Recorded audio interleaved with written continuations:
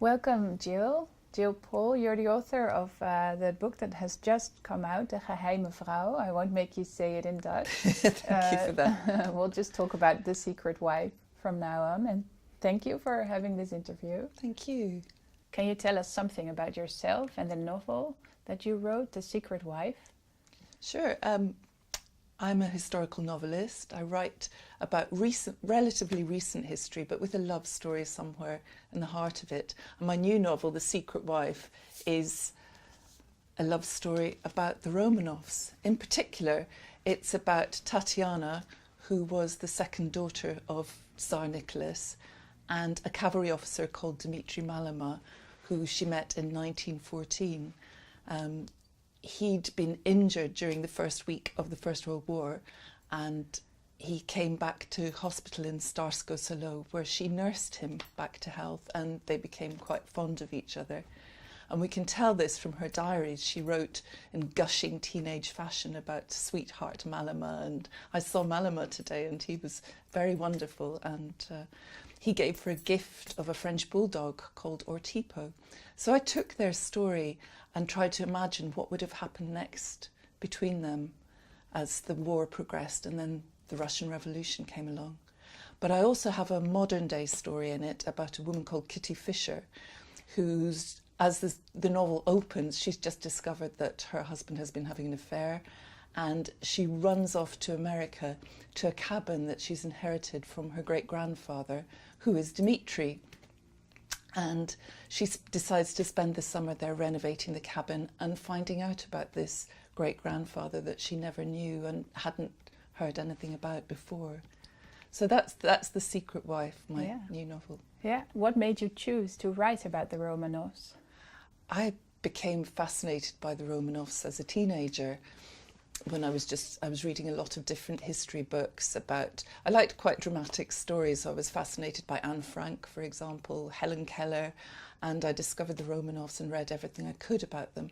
And back in those days, the bodies hadn't been dug up, there was no DNA evidence, so nobody really knew back then what had happened, exactly what had happened to the Romanovs, and a mystery is always fascinating. So my interest comes from then, but more recently, when I was looking for an idea for this novel, I came across the story of Tatiana and Dmitri, which is a real life story, and I decided to use that germ of a love story to create my own novel out of it. Yeah. And where did you do all your research? Was this mostly online, through books, or did you also visit Russia? Oh, yes. I start by reading the general histories of the period by the well-known authors. And then the great thing about the Romanovs is you can get right back to primary sources because they wrote so many letters. They all wrote diaries, all the girls wrote diaries. Alexandra's was destroyed, but Olga's, Tatiana's, and Maria and Anastasia survive. And also there are loads of videos and photographs of them online. They loved their cameras and they took photos of each other on special occasions. So through that research, I was able to find in Tatiana's diary her mentions of this cavalry officer, Dmitry Malema. This is him here. And they were obviously very keen on each other. We know that they spent a few weeks together in 1914. His leg wound then healed. He went back to the front, and he came back in 1915 when Alexandra invited him for lunch with the family, and he obviously made a good impression because she wrote to Nicholas, who was at the front at the time. She said, "He would make such a good husband. What a shame foreign princes aren't like him." So it struck me when I read that Dmitri could have married Tatiana. They could easily have been married after the war. There were precedents for the royals marrying commoners. I mean, he wasn't exactly a commoner. He was the son of a decorated general, and he had medals himself for bravery.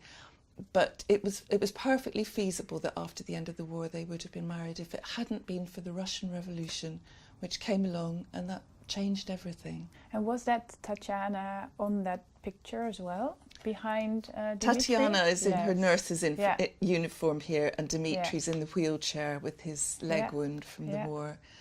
And And so the love story that could have been. it could have been, yes. Exactly. Jill, one last question. Could you sign a few copies of your book for the bol.com Oh, I'd customers? love to, yeah. I'd love Thank to. you. Here we go.